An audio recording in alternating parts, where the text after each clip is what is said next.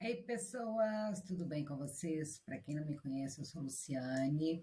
Eu estou aqui estudando a doutrina espírita de uma maneira mais profunda e resolvi compartilhar os meus estudos com vocês. Não que eu seja a dona da verdade, mas para que a gente possa construir juntos um conhecimento que traga a verdade para todos nós. Enfim, deixe aqui seus comentários do que vocês acharam. Hoje eu vou ler o estudo do livro Mediunidade, Estudo e Prática. A minha mediunidade despertou de uma hora para outra e ela veio de uma forma muito incômoda, mostrando o meu desequilíbrio. E aí eu fui muito acolhida, com muito carinho, pelo pessoal da Fraternidade Irmãos Glacos, Irmão Glacos, tanto encarnados quanto desencarnados, e tem me ajudado bastante, e por isso eu resolvi compartilhar aqui com as pessoas, quem sabe não ajuda outras pessoas também. Então, a gente faz um estudo aprofundado e sistemático, tanto da doutrina quanto das questões espirituais mediúnicas, para que a gente possa se compreender o que nos acontece, e também questões morais, que a gente tem que matar o mal em nós, a gente tem que se elevar moralmente para que a gente não dê acesso a espíritos com menos luz, para que possam deixar a gente em situação desconfortável. Então, hoje eu vou ler aqui para vocês, tá? Eu estou fazendo o estudo completo, quem quiser assistir tem a playlist lá desse livro. Esse daqui é o livro que a gente faz o estudo lá no Glacos, no Centro de Estudos Mediúnicos. Então, quem tiver interesse de aprofundar, vai lá. Então, se vocês gostarem do vídeo, curtam, compartilhem, mandem para alguém que vocês acham que vai fazer a diferença na vida deles. E, acima de tudo, vamos aprender, né, gente? Porque de todos os patrimônios que a gente tem aqui na Terra, das posses materiais, todas elas ficam aqui na Terra. O único patrimônio que nos acompanha por toda a eternidade são as aquisições intelectuais, que traz o progresso para a humanidade, e o patrimônio moral, aquilo que a gente vai se elevando, que a gente vai se aperfeiçoando. E foi para isso que Jesus veio aqui, né, para trazer um belo exemplo de conduta moral, e a gente tem que procurar se aperfeiçoar, não que nós vamos chegar perto dele, mas que pelo menos a gente não se omita de tentar fazer o progresso que a gente já dá conta de fazer. Então vamos lá, vamos fazer o estudo aqui de hoje. Programa 1, módulo 1, tema 3. O método kardeciano de comprovação mediúnica. Ao longo dos tempos, a ciência vem legando ao homem uma série de conhecimentos que têm contribuído fundamentalmente para o progresso da humanidade, pela correta utilização da razão e do raciocínio formal lógico. Tá? Em pleno século XIX, época da razão, aquela fase de crença cega tinha ficado para trás. As pessoas queriam comprovações científicas. Mas como? Como ter uma comprovação científica das coisas do mundo espiritual? Pois é, depois eu vou estar trazendo aqui, mas tem muita pesquisa, muito estudo sendo feito a respeito disso. As pessoas estão tentando trazer um método científico, principalmente de pesquisa, de fatos com crianças que não têm como saber o que sabem, à luz, assim, para que a gente possa compreender e validar as informações que estão sendo trazidas para sair dessa esfera do misticismo. Porque acreditem, o misticismo não ajuda ninguém. A última coisa que o espiritismo de Kardec quer é que as pessoas tenham uma fé cega, ele quer uma fé raciocinada, onde as pessoas encontrem respostas para aquilo que acontece e que elas não compreendem. Da mesma forma como os primitivos achavam que um raio, uma chuva, um trovão, um terremoto era algo inexplicável e por isso mesmo tinha uma origem divina, era um milagre. E aí, à medida que a gente foi evoluindo, a gente conseguiu compreender que eram fenômenos normais da natureza, assim também é a mediunidade. A gente só não compreende ainda o que ela é, mas não tem nada de extraordinário nisso. Milagres acontecem todos os dias, é só olhar para a natureza. Com o Espiritismo, aprendemos com Allan Kardec que a investigação, a análise e conclusões dos fenômenos mediúnicos devem seguir dois fundamentos: a razão, tal como ensina a ciência, e o bom senso, segundo as diretrizes da instituição ou da inspiração. Com essas duas ferramentas, Allan Kardec construiu o edifício doutrinário do Espiritismo, a partir das manifestações mediúnicas, algumas das quais muito singelas ou banais, mas que não escaparam à sua aguda percepção, desenvolvida ao longo das reencarnações sucessivas e na excelente formação intelectual e humanista que recebeu quando renasceu na França no século XIX. 1. Allan Kardec e o uso do método experimental na investigação dos fatos espíritas. Hipólito Leon Denisart Rivail, o nome do codificador da doutrina espírita, mais conhecido pelo pseudônimo de Allan Kardec, nasceu na cidade de Lyon, na França, às 19 horas do dia 3 de outubro de 1804. Descendentes de antiga família lionesa, católica, de nobres e dignas tradições, foram seus pais Jean-Baptiste Antoine Rivail, homem de leis, juiz, e Jean-Louis Duhamel. Desencarnou na cidade de Paris em 31 de março de 1869. Rivail realizou seus primeiros estudos em Lyon, sendo educado dentro de severos princípios de honradez e retidão moral. Com a idade de 10 anos, seus pais o enviam a Yverdon, ou Yverdon, cidade suíça do cantão de Valde, a fim de completar e enriquecer sua bagagem escolar no célebre Instituto de Educação, ali instalado em 1805 pelo professor filantropo João Henrique Pestalozzi. Concluídos seus estudos na Suíça, Rivail retorna à França, fixando residência em Paris, onde trabalhou como professor em escolas francesas e escreveu várias obras de apoio à educação e ensino. Ele também foi tradutor de diversas línguas, ele era inteligentíssimo. Convidado a assistir aos fenômenos das mesas que giravam, corriam e saltavam, percebeu de início que, em meio à frivolidade e à irreverência que, em geral, cercavam a manifestação dos fenômenos mediúnicos, havia ali alguma coisa de diferente, inteligente e transcendental, que poderia ser a causa do movimento das mesas. Posteriormente, passou a ser assíduo às reuniões, sobretudo na casa da família Boldin, tendo a oportunidade de endereçar às supostas mesas perguntas, algumas proferidas mentalmente, inclusive, mas todas eram respondidas de forma inteligente, e não raro demonstrando profundo conhecimento. Então, aqui, vou fazer uma pausa, porque virou uma febre as mesas girantes naquele período do século XIX, nos Estados Unidos e na Europa. E existia muita fraude mesmo, mas dentro daquele movimento existiam manifestações verdadeiras. E era essas, no começo ele achou uma frivolidade, ele achou banalidade, ele achou que era fraude. E aí ele começou, para provar que era uma fraude, ele começou a pesquisar, e aí ele não conseguiu negar. E aí, a partir no começo, a comunicação era através das mesas girantes, depois eu vou ler um texto aqui, mas a partir daí a comunicação se fez através de outras formas de manifestação mediúnica. E a gente aqui no Brasil hoje, a gente vê inúmeras manifestações mediúnicas de incorporação, de efeitos físicos. Vou pegar o próprio exemplo do Chico Xavier, que escreveu livros no qual ele não tinha capacidade ele tinha só até a quarta série, então, teoricamente, ele não tinha conteúdo intelectual para escrever as obras que ele escreveu, sabendo de tanta coisa. Inclusive, ele escreveu lá em 1950 coisas que só foram descobertas pela ciência agora, nos anos 2000.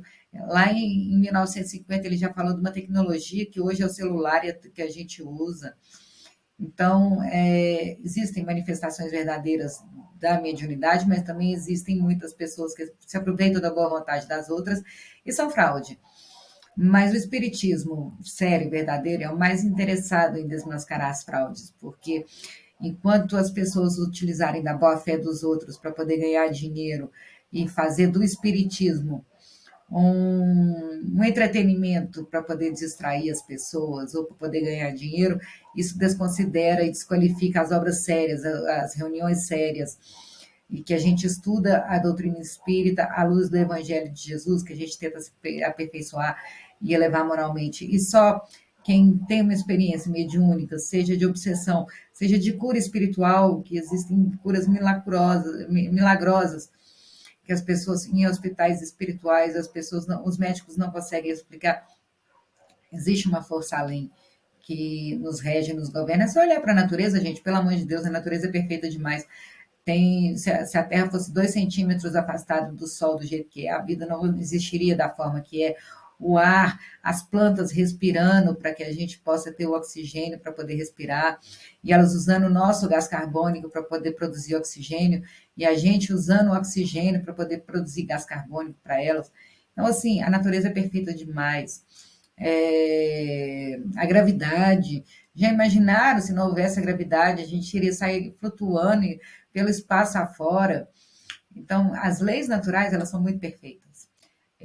A gente ainda não tem compreensão de todos os efeitos mediúnicos, mas é só olhar para a natureza que a gente vai ver, assim, os milagres de Deus.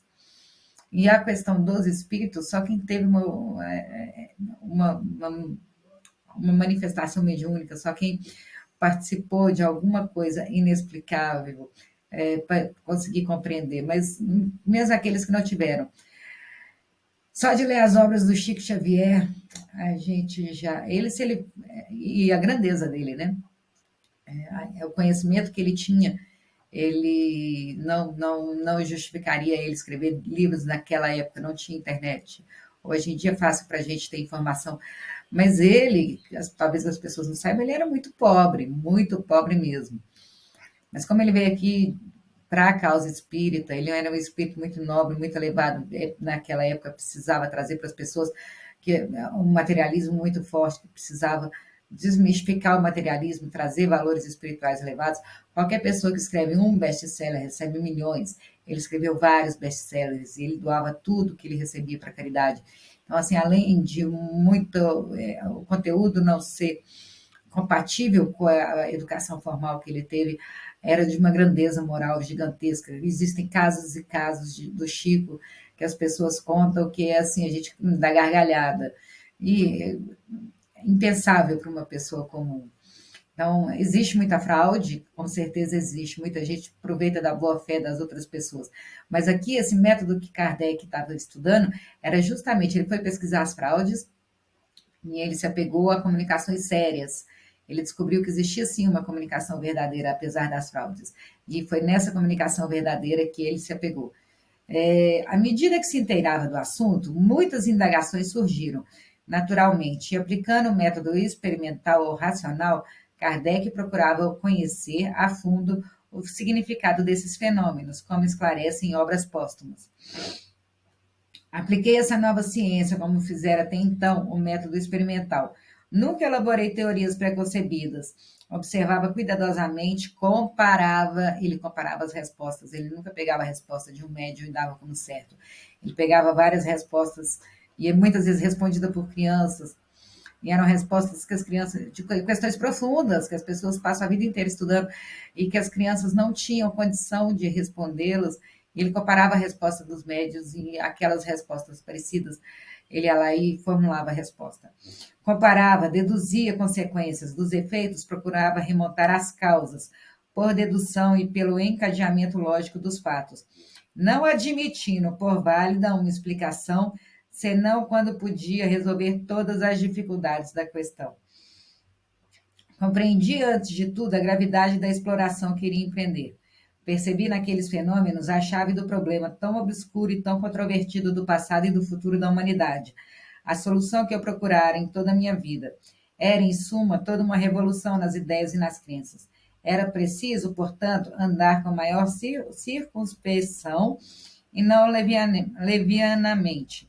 Ser positivista e não idealista, para não me deixar iludir. Esse texto está em Obras Póstumas, segunda parte, a minha iniciação no Espiritismo. Então, assim, ele tentou ser o mais racional possível. Ao aplicar a ferramenta do método científico em suas análises, Kardec chega a duas conclusões de imediato. O simples fato da comunicação com os espíritos, disseram eles, o que dissessem, provava a existência do mundo invisível ambiente. Podia falar a maior besteira do mundo.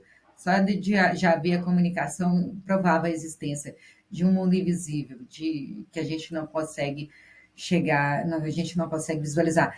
E aí é muito simples também, né? Vamos combinar? A ciência já prova no espectro de luz, o nosso campo visível, ele é mínimo, ele é ínfimo, perto de todo o espectro de luz. Assim, que a gente conhece, que está no espectro de luz. Tem as ondas ultravioletas, que as borboletas enxergam só no ultravioleta, os escorpiões também, tem o infravermelho, tem vários espectros de onda de luz que a gente não consegue enxergar. O nosso olho físico, ele é preparado, ele é adaptado para enxergar só alguma faixa de luz.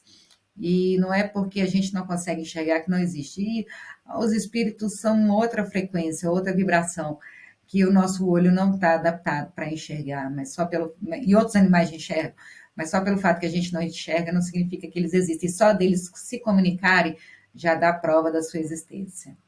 O simples fato da comunicação com os espíritos, dissessem eles o que dissessem, provava a existência do mundo invisível ambiente.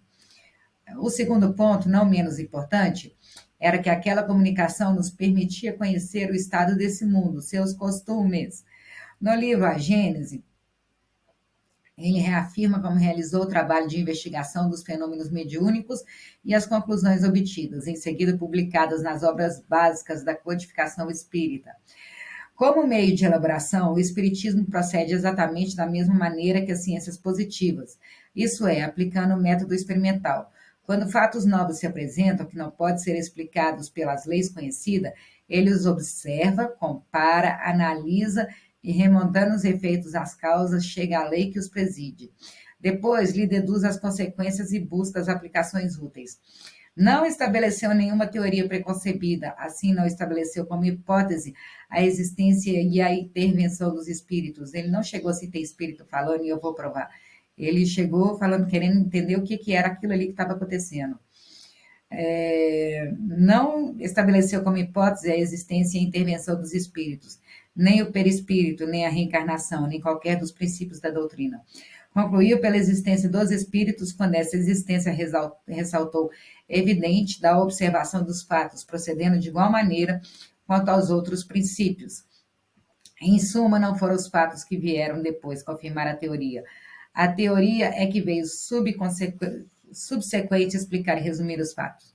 Aqui eu vou fazer um parágrafo, porque eu estou estudando, estou aprofundando na doutrina, e hoje em dia tem internet, e a gente tem acesso a muita informação. E o meu compromisso, assim, eu estou achando o máximo poder compartilhar a doutrina com as pessoas, poder compartilhar os meus estudos, mas o meu compromisso é com a verdade, eu acredito que Deus é verdade. E aí eu vi aqui na internet um trecho que as irmãs Fox, elas falaram que era uma fraude, que elas não se conversam com o espírito, e aí eu fui ler tudo, enfim, eu fui atrás dessa informação e do que poderia justificar, ou o que poderia ter acontecido.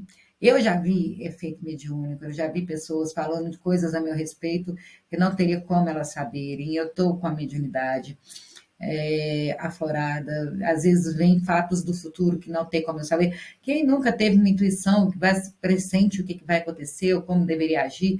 Enfim, a comunicação com os espíritos acontece o tempo inteiro. Talvez as pessoas não entendam o que é espírito, mas então expliquem o que é intuição.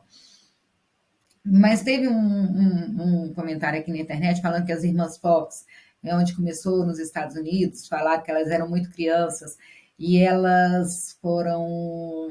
Era tudo uma fraude, e que a irmã dela mais velha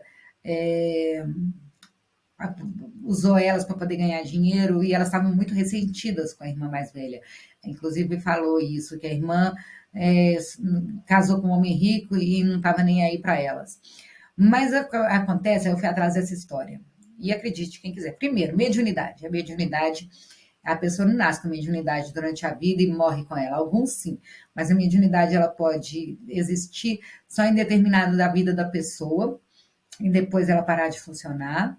Ou ela pode ficar inativa durante a vida inteira, igual no meu caso. Aos 41 anos, eu fui ter consciência que eu estava despertando minha mediunidade.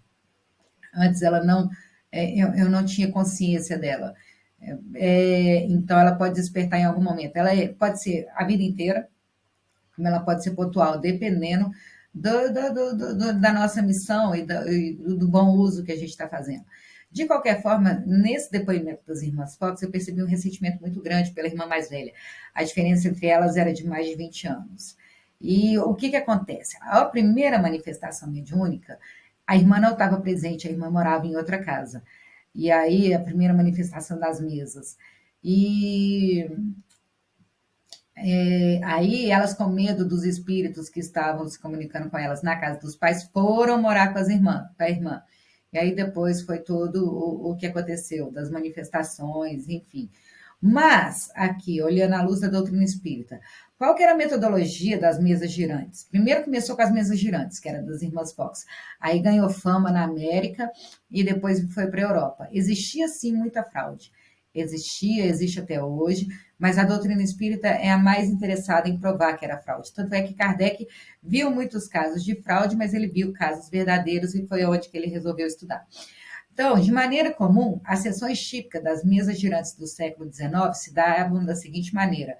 Aqui eu estou vendo isso, estou lendo no site Luz Espírita. Depois, quem quiser pesquisar. Os participantes circundavam a mesa, daí a praticidade desse tipo de móvel, e preferencialmente na forma arredondada, como era a moda nos salões da época, favorecendo com que cada pessoa ficasse mais ou menos de frente aos demais.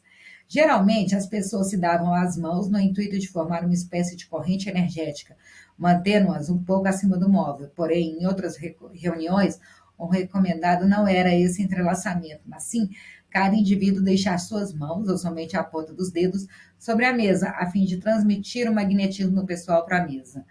Quando o número de participantes excedia o limite do espaço em frente à mesa, uma nova corrente era formada por trás da primeira corrente.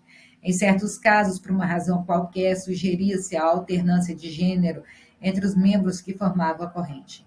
Enquanto alguns círculos recomendavam a evocação específica de conhecidas entidades, outros se permitiam deixar em aberto para que qualquer espírito viesse espontaneamente. Nas reuniões mais sérias, a sessão era iniciada e finalizada com prece. Era muito leviano a questão das mesas girantes, virou moda, virou febre, todo mundo queria participar e tinha gente que ganhava dinheiro com isso mesmo. Tinha peça de teatro, as pessoas ganhando dinheiro, mas tinham reuniões sérias. A metodologia de comunicação mais simples contava com os espíritos respondendo às perguntas, com uma pancada para confirmar a pergunta ou duas pancadas para a resposta negativa. Quando se pedia um numeral exato, por exemplo, a idade do falecimento do espírito, esperava-se a resposta concordante quantidade de batidas na mesa. Para o ditado de uma palavra, convencionava-se uma tabela com o número certo de pancadas para cada letra. A igual a uma batida, B igual a duas batidas, 3 igual a C, etc. E assim por diante. Esse daí foi quando começou a febre das mesas girantes. Só que Kardec não usou as mesas girantes. Ele foi apresentado ao espiritismo, aos espíritos, através das mesas girantes. Só que esse método rudimentar, moroso e limitado, mais tarde cedeu a outras formas mais práticas de manifestação dos espíritos. Sucedeu-lhe a escrita indireta, através de um lápis preso a uma cesta ou prancheta. Inclusive, quem respondia muito para Kardec eram duas crianças que respondiam através da psicografia. Depois veio a psicografia direta, em que o próprio médium segura o lápis e escreve por influência espiritual. Para essas maneiras, os comunicantes desencarnados também dispõem de gêneros mediúnicos ainda mais práticos, como a psicofonia, que é a incorporação, em que fala utilizando-se da própria voz do médium. Então, Kardec usou esses métodos, mas não foi as mesas girantes. Então,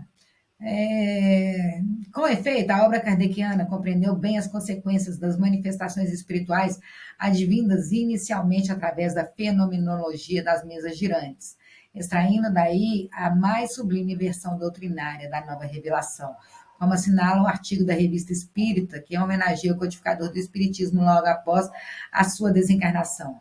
Durante os primeiros anos em que se tratou de fenômenos espíritas, estes constituíam antes objeto de curiosidade do que de meditações sérias. O Livro dos Espíritos fez com que o assunto fosse considerado sob aspecto muito diverso. Abandonaram-se as mesas girantes, que tinham sido apenas um prelúdio, e começou-se a atentar na doutrina, que abrange todas as questões de interesse para a humanidade.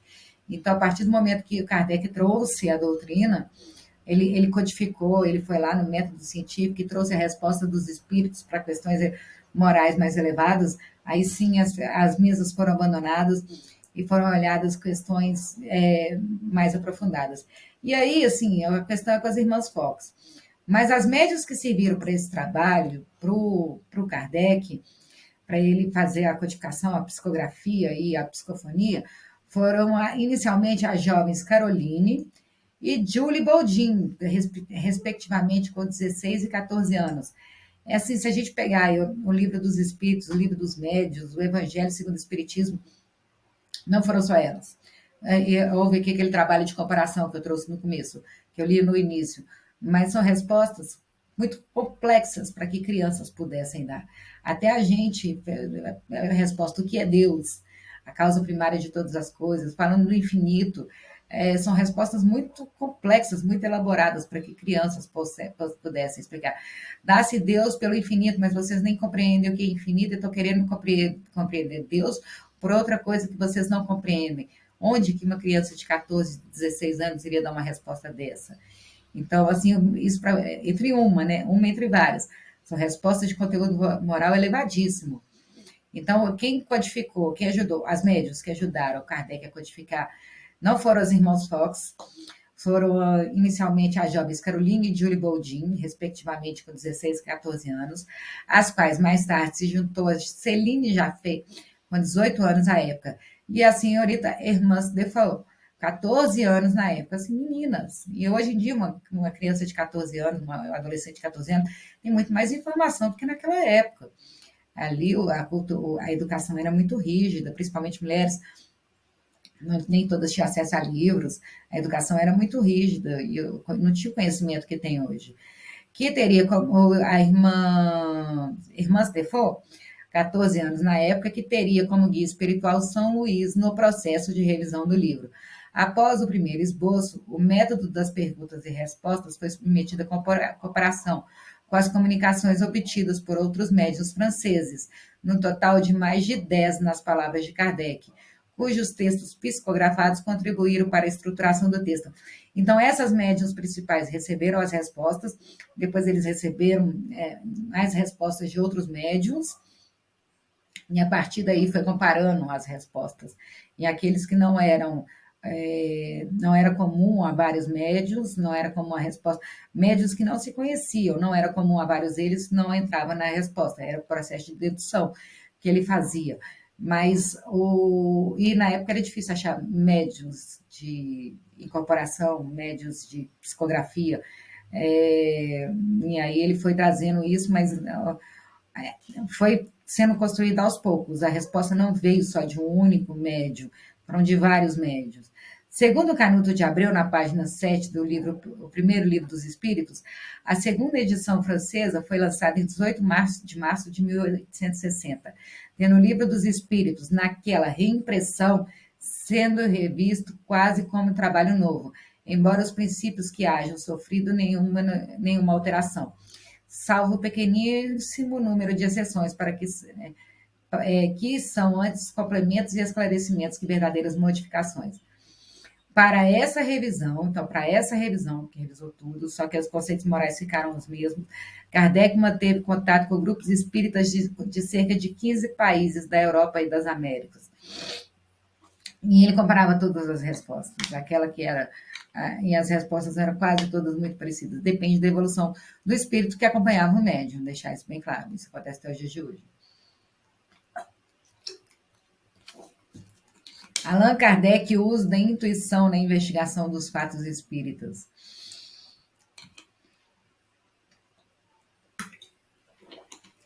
Perplexo ante a grandiosidade do conhecimento que os fenômenos mediúnicos apresentavam, o codificador percebe, contudo, que nem sempre era possível obter respostas satisfatórias, claras e objetivas, utilizando apenas o método racional.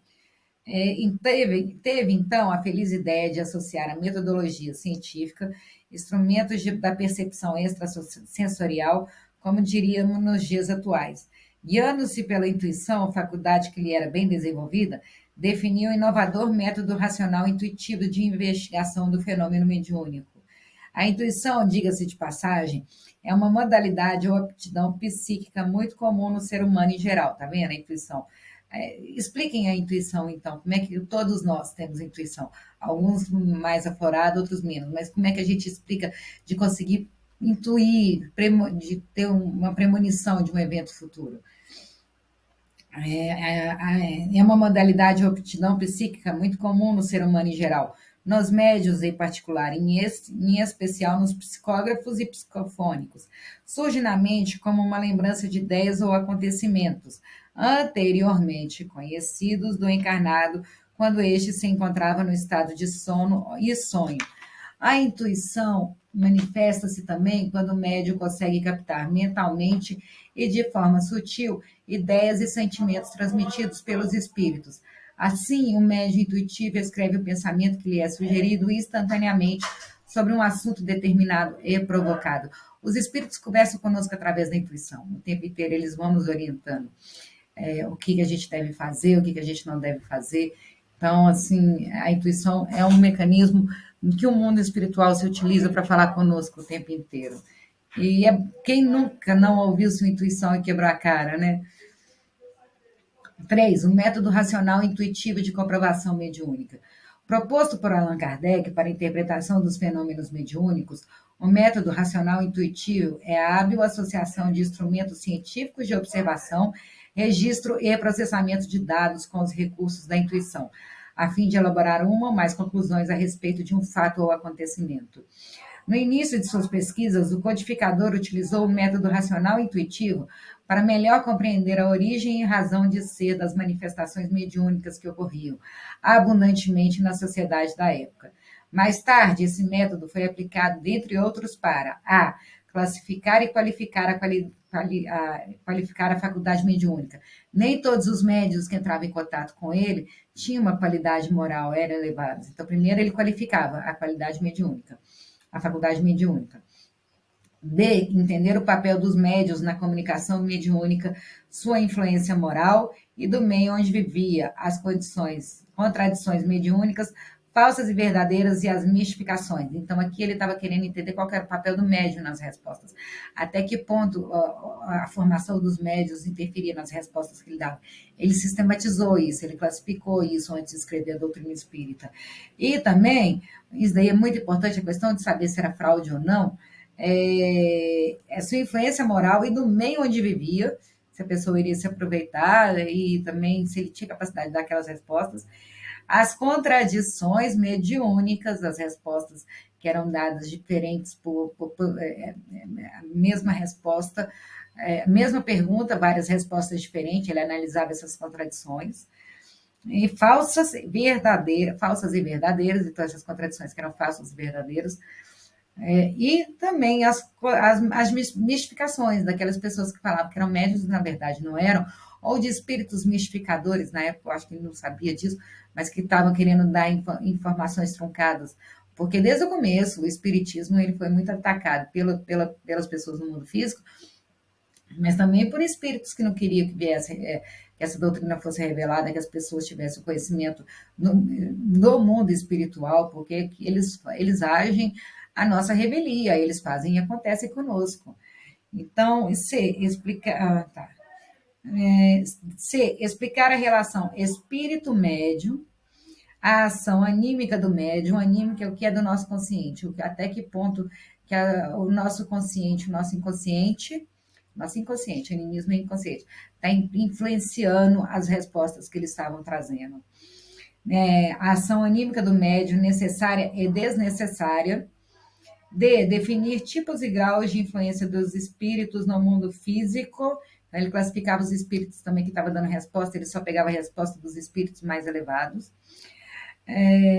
Definir os tipos e graus de influência dos espíritos no mundo físico e de como neutralizar, evitar a ação dos espíritos inferiores que estavam tentando atrapalhar o serviço dele e que tentam atrapalhar a nossa vida o tempo inteiro, né? Identificar a natureza, intenções e identidade do espírito comunicante. Muitos deles não eram bem intencionados e queriam mais atrapalhar a obra espírita do que contribuir. F. Organizar uma reunião mediúnica séria e instrutiva. Todas essas informações serviram de referência para a edificação da doutrina espírita, que, partindo de O Livro dos Espíritos, escrito na forma de um código, foi posteriormente desdobrado ou decodificado nas demais obras básicas, de acordo com uma temática específica. O Livro dos Médiuns, o Evangelho segundo o Espiritismo, o Céu e o Inferno e a Gênese. Aqui eu vou estudar cada um deles depois. Um ponto relevante que não deve passar despercebido é aquele que a nova ordem de conhecimento trouxe no seu bojo, a questão moral. E é por isso que eu amo o Espiritismo. O Espiritismo vira e fala assim: todas as religiões estão corretas. Eu amo isso, eu amo a questão. Vamos fazer o cristianismo primitivo, vamos seguir o exemplo de Jesus, vamos praticar o amor ao próximo. Eu amo o Espiritismo, adoro a questão moral da forma que o Espiritismo aborda. Esta é revelada como a verdadeira fortaleza da doutrina espírita, que, a rigor, deve transformar o indivíduo para melhor. Quem é espírita do início ao fim fala de reforma íntima. Vamos melhorar nós mesmos, vamos nos reformar, vamos matar em nós esses sentimentos inferiores, essas emoções inferiores que contribuem para que o mundo esteja do jeito que está, que formam essa egrégora do mundo viciado e corrompido moralmente. Existem espíritos e espíritos, tá? Estou falando assim. Eu sou um espírito em desequilíbrio, reconheço e admito. O meu desequilíbrio contribui para o desequilíbrio do mundo. Por isso eu estou aqui estudando, para me curar, para me tratar. O meu remédio é o conhecimento. O remédio das pessoas deveria ser o conhecimento. O maior de todos os males do mundo é a ignorância, no sentido de ignorar. Tudo aquilo que a gente ignora, a gente tem medo. A partir do momento que a gente conhece, a gente compreende. E se a gente é capaz de compreender nós mesmos, a gente é capaz de compreender o outro. Se a gente souber perdoar nós mesmos, a gente consegue perdoar o outro. Todo o tratamento que a gente dá para nós, a gente consegue fazer isso para o outro. Então, a gente precisa ser bom conosco, matar todas essas coisas esquisitas que a gente tem dentro da gente, que faz a gente vibrar no medo, na culpa, na raiva, na inveja, no rancor, na mágoa, que limitam e apagam, ofuscam a nossa luz, toda a bondade, todo o conhecimento, todas as aquisições espirituais e morais que a gente já tem. A gente ter coragem de seguir a nossa verdade, a gente ter coragem de seguir o nosso caminho, mesmo que isso não seja o caminho das outras pessoas, mas para que a gente possa viver a nossa vida e viver aqui, cumprir a nossa missão aqui na Terra. Então, a gente precisa a reforma íntima, é uma coisa muito batalhada pelos espíritos para que a gente faça. Evangelho no lar e reforma íntima. Esses dois eles estão sempre falando para a gente fazer. Não nos obrigam, mas eles nos assistem enquanto a gente está fazendo isso. Daí Allan Kardec afirmar: o mais belo lado do espiritismo é o lado moral, e eu concordo com ele, gênero, número e grau. É por suas consequências morais que triunfará, pois aí está a sua força, pois aí é invulnerável. Ele falou isso na Revista Espírita, Jornal de Estudos Psicológicos, novembro de 1861, página 359. Outro ponto de capital importância que jamais deve ser esquecido pelos espíritos é que a referência moral do espiritismo está contida no Evangelho de Jesus. A moral que os espíritos ensinam é a do Cristo, em virtude de não haver outra melhor. Por isso nós somos cristãos, nós seguimos o exemplo do Cristo. Não é quem segue a Bíblia, é quem segue o Cristo. Jesus não nasceu cristão, Buda não nasceu budista, Maomé não nasceu islamista, a religião de todos eles era o amor. E Jesus falou: conhecerei os meus pelo amor ao próximo, conhecerei meus discípulos pelo amor ao próximo, alguma coisa assim. A moral que aonde eu estiver um ou mais reunidos em meu nome, lá eu estarei. Nós estamos reunidos em nome de Jesus. A moral que os espíritos ensinam é a do Cristo, em virtude de não haver outra melhor. Significa dizer, em outras palavras, não, o espiritismo não traz moral diferente da de Jesus. Os espíritos vêm não só confirmá-la, mas também nos mostrar a sua utilidade prática para a gente aplicar no dia a dia. O Evangelho de Jesus no dia a dia. Não endeusar Jesus como alguém inacessível, que a gente nunca vai conseguir repetir. Alguém que só fazia milagres, mas alguém com padrões morais elevados que aplicava no dia a dia e ensinava pelo exemplo. Ele não virava para as pessoas e falava o que eles tinham que fazer, mas ele compreendia as pessoas porque não davam conta de fazer o que tinha que ser feito e os orientava até, e eles amavam tanto Jesus que eles tinham vontade de fazer aquilo que o mestre sugeria e fazia. é, tornam inteligíveis e patentes verdades que só haviam sido ensinadas sobre a forma alegórica. Então, a Bíblia ela é muito alegórica, ela é muita parábola. Eu, particularmente, tenho muita dificuldade de entender muitos trechos da Bíblia, eu tenho que ler, reler, reler, reler, e ela dá margem para muitas interpretações, fora que já houveram várias e várias traduções, fizeram perder o sentido original. Aqui, os ensinamentos dos Espíritos, não, eles são muito diretos, são objetivos, não dá margem para interpretação. Eles interpretam a Bíblia e trazem para a gente de uma maneira bem clara, bem direta, bem sucinta. Não, só não entende quem não quer. E, juntamente com a moral, trazem-nos a definição dos mais abstratos problemas da psicologia. Pois é, como é que crianças, 14, 16 anos, iria conseguir dar respostas tão elaboradas, questões tão complexas que as pessoas estudam a vida inteira para poder responder? Pois Jesus veio mostrar aos homens o caminho do verdadeiro bem. Prece nas aflições da vida, isso daqui é da apostila. Deus onipotente, que vês as nossas misérias, escuta com benevolência a súplica que nesse momento te dirijo. Se o meu pedido é despropositado, perdoa-me, se é justo e conveniente aos teus olhos, que os espíritos bons, executores das tuas vontades, venham em meu auxílio para que ele seja satisfeito. Tem muitas vezes que a gente pede algo que não é bom para nós, aí Deus não dá mesmo. Como quer que seja, meu Deus, faça-se a tua vontade. Se os meus desejos não forem atendidos, é que está nos teus desígnios experimentar-me e eu me submeto sem me queixar.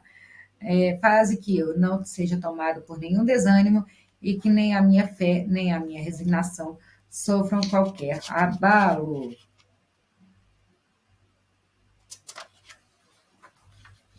Enfim, é isso. Fizemos hoje aqui o estudo do capítulo 3 do livro Mediunidade, Estudo e Prática, que eu estou estudando lá no CEM, Centro de Estudos Mediúnicos. Esse é um grupo fechado, só para quem tem mediunidade. Eu estou compartilhando com, você aqui com vocês a teoria. É um grupo fechado porque o estudo é muito amplo. A gente é assistido por um mentor enquanto a gente está lá fazendo esse estudo. É para a gente se reequilibrar na nossa mediunidade. Por isso que eu resolvi compartilhar esse estudo. Porque a gente está sendo assistido. Então, eu quero aprender muito, quero aproveitar bastante o carinho e a dedicação desses amigos espirituais, e eu quero aprender. Eu quero ter essa disciplina para poder estudar todos os dias, para poder aproveitar bastante, para que ele me oriente, me guie, me guarde, para que eu possa entender o conhecimento teórico da doutrina espírita, para que eu também compreenda os ensinamentos morais que ele traz. Então é isso. Deixa a opinião aí do que vocês acharam, dúvidas, conclusões. Curtam, compartilhem com quem vocês acham que está precisando, quem está ouvindo vozes na cabeça, quem está com depressão, síndrome do pânico, quem está sentindo coisas esquisitas, às vezes só a vida está parada, não está andando para frente, às vezes é obsessor que está atrapalhando. Enfim, compartilhe com quem vocês acham que precisa e que esse estudo vai fazer a diferença na vida delas. É isso, um beijo, amo vocês, grande abraço, fiquem com Deus. Espero que tenham gostado do estudo. Eu estou crescendo muito, estou aprendendo muito com esses estudos, graças a Deus.